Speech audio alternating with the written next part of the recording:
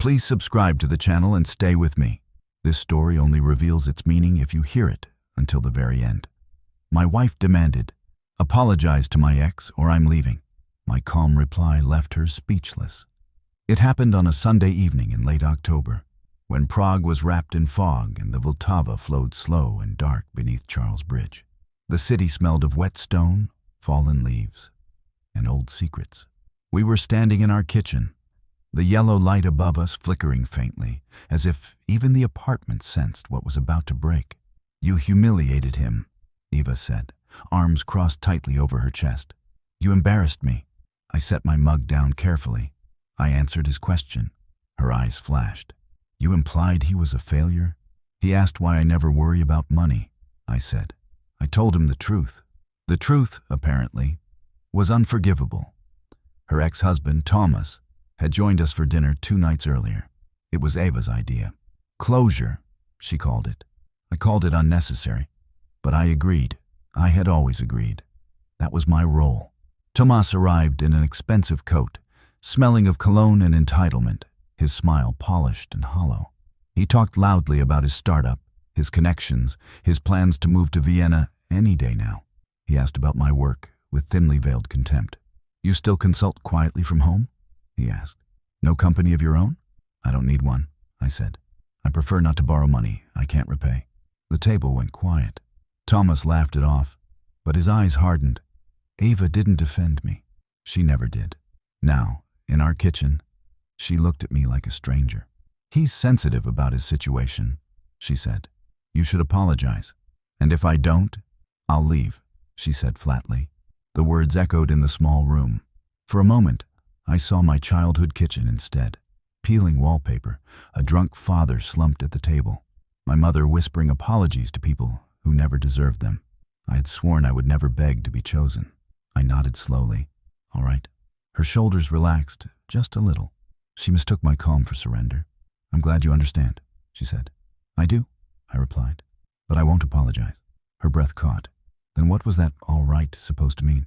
"It means," I said quietly, "that you're free to leave." Silence fell between us, thick and disbelieving. "You think I won't?" she asked. "I think," I said. "You already decided long ago." She laughed sharply, grabbed her coat and walked out, slamming the door hard enough to rattle the windows. I didn't chase her. That night, I sat alone, listening to the city outside. Tram bells, distant laughter, the low murmur of life continuing without us. I felt something loosen inside me, something that had been clenched for years. Eva and I had been married for 9 years. 9 years of compromises that only went one way. 9 years of dinners where I was the quiet husband, tolerated but never admired, measured against a man she claimed to be finished with.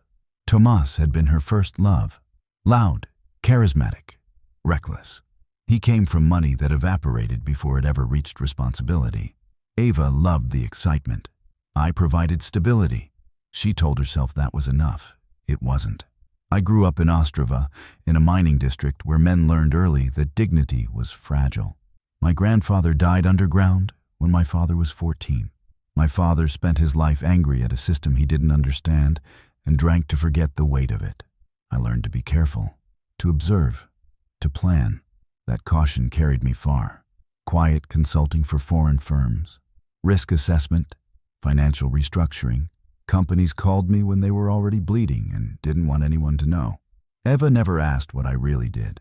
She just knew I paid the bills. 2 weeks passed with no word from her. Then her mother called, voice tight and formal. "Eva is staying with us," she said. "She's very upset." "I imagine she is," I replied. "You could fix this," her mother said. "Just apologize." I thanked her for her concern and hung up. The real storm began in November. Thomas's startup collapsed. Investors pulled out suddenly. A bank froze his accounts pending review. Articles appeared online, vague but damaging, about misrepresented assets and inflated projections. Eva called me late one night, crying. "He says this is your fault," she sobbed. "Did you do something?" I looked out at the fog curling around street lamps like ghosts. "I did nothing illegal." "That's not an answer. It's the only one you need." She hung up. What Eva didn't know, what Thomas never suspected, was that I had once been hired to quietly assess his company by a potential investor. Months before that dinner, I had flagged serious risks, recommended caution. The investor listened. Others eventually did too. Winter settled over Prague, cold and unforgiving. Ava filed for divorce in December, confident she would take half of everything. She didn't realize how carefully I had structured my finances, how little was truly shared, how much of my work existed beyond her awareness. The court proceedings were polite, almost boring. Ava looked tired, older. Tomas didn't come. He was busy dealing with his own unraveling. The climax came in January, during mediation. Ava finally snapped. "You think you're better than us," she said, voice shaking. "You always did." I met her eyes, steady and calm. "No, I just stopped trying to be smaller so you could feel bigger." She stared at me, something like recognition dawning too late. The divorce finalized quickly after that. She left with less than she expected. I left with exactly what I needed. Spring came early that year. The city softened. Cafes reopened. Tourists returned. I ran into Tomas once, outside a courthouse, his coat worn, his confidence gone.